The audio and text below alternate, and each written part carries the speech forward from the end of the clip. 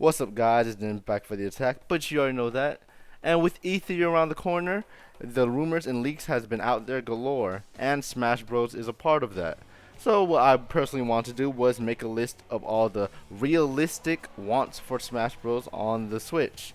Now, I am a game designer, not sure if that matters or not, but when I say realistic, I mean things that are basically possible to do for a port without, overhauling the game. Things that, Nintendo will probably do with a low or just a fair amount of effort. That's what I mean when I say realistic.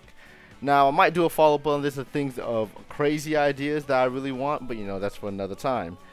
One thing that's not going to be on this list is characters, because you could talk all day and night about different characters you want enough, and we're just going to go skip that. You could tab out if you want, because I'm probably just going to throw up some gameplay and a few visuals, so tab out if you want. But without further ado, let's get on to my list. Well, first things first is taking stuff from 3DS. Let's talk about the stages. Now, I say they should take all the stages from the 3DS and Wii U and just put it on the Switch port, if there is one. Now, I'm like, if some stages get lost in the translation, like saying Find Me or Balloon Fight, I'm not going to really be mad. But, try to bring over all the stages from the 3DS and the Wii U, just all in one game. Next thing is to have a toggle for stage hazards. I'm fine with stage transitions, but the stage hazards kind of make some stages like less fun to play. Mainly looking at you, Mega Man. But just have a toggle that says, hey, the stage is not going to attack you. And the number one thing that I want them to bring on for 3DS is Smash Run.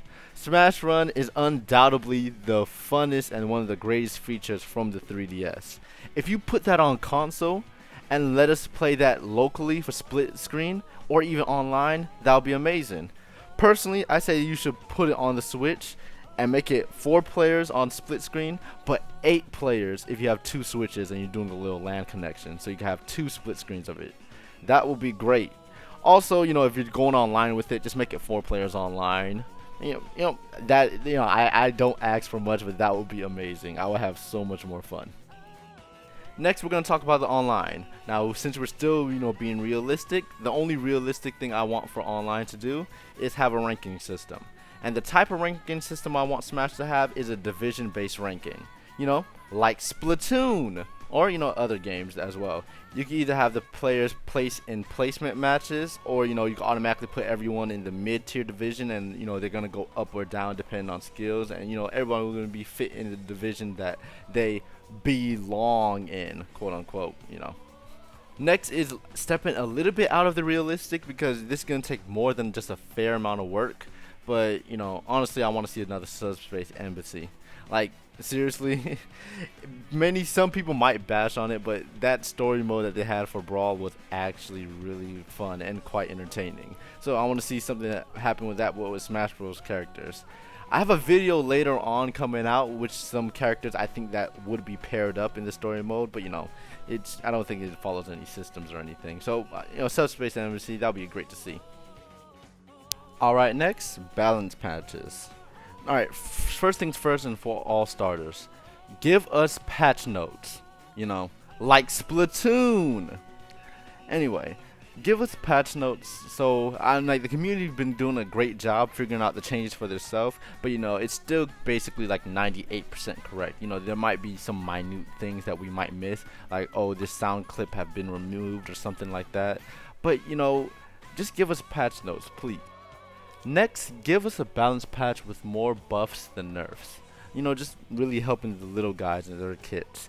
Because, obviously buffs aren't supposed to change a character and what they do, but, let's just improve their options and stuff. Like, here's one drastic one that I have in mind. Let's say Charizard Flare Blitz. Instead of doing 10 damage on hit, let's up it to 15 damage on hit. But let's make it when Charizard hits something with his Flare Blitz, after a few frames, he's able to act out of that little, let's say that little spiral he does when he goes to the floor. Let's make him able to act out of Flare Blitz after a few frames, but increase the damage on hit to 15.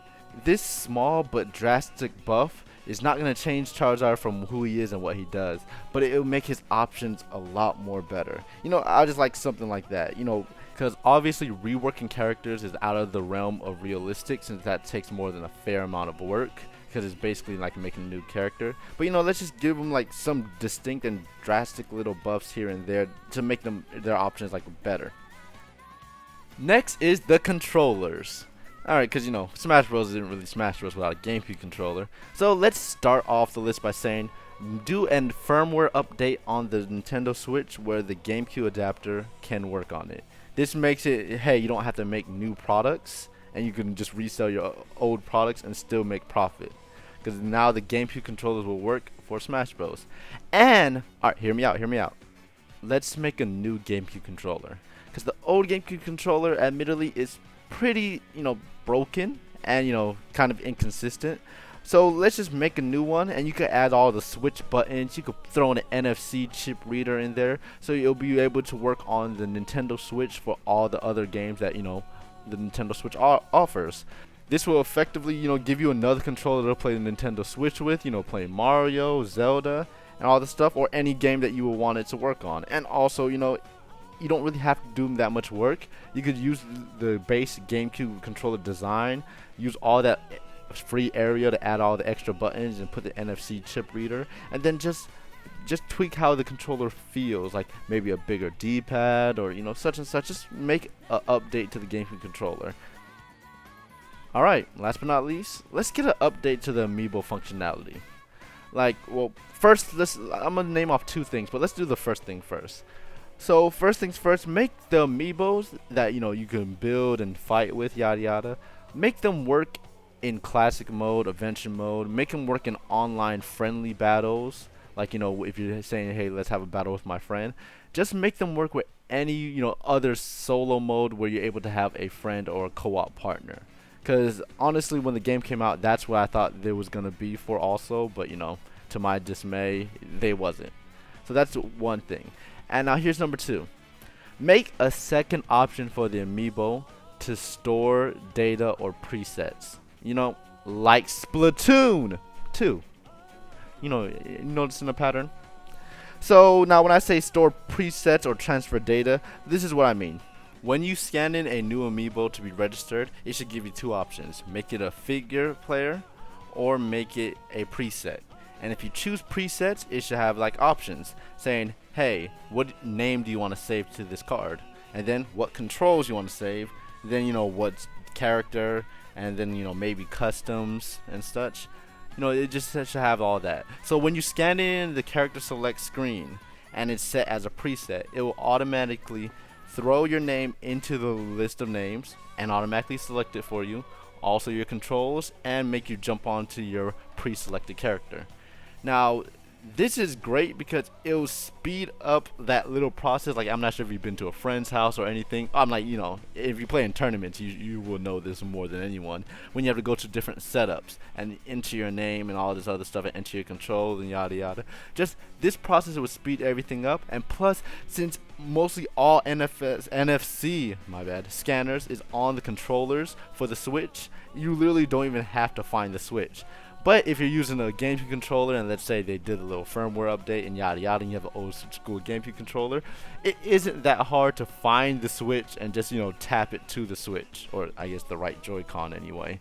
And I'm like, that is way faster than actually backing out, adding your name, adding your controls, see if they work, and yada yada. If you have everything preset, you can just jump right in and see if it works. Now, that's just a little thing, and this should be able to work with all amiibos, even non-Smash. Like, if you scan in a non-Smash amiibo, it should automatically register it as a preset amiibo. Like, say if you got some amiibo cards from Animal Crossing lying around, maybe you bought one on accident or whatever, you can use them. Or if you have a duplicate amiibo. Like, this will be actually a great thing. It's just a small thing, but it will actually be super great. Also, as one thing, just a tiny quality of life change, make it able that you're able to mass delete names, either like nuke the whole list or choose a whole bunch and delete it at one time. Thanks. Alright, and that will be the end of that'll be the end of this. That is the end of all the realistic wants I would like for a Smash port for the Switch. Obviously, I have other wants I want, but most of them it doesn't fall in the category of realistic. Sorry if my voice was a little drab. It's kind of early, or I guess late. Anyway, if you like the video, tell me about it. And if you have any ideas or really like my ideas, please tell me about it. Alright, I've been Dimz.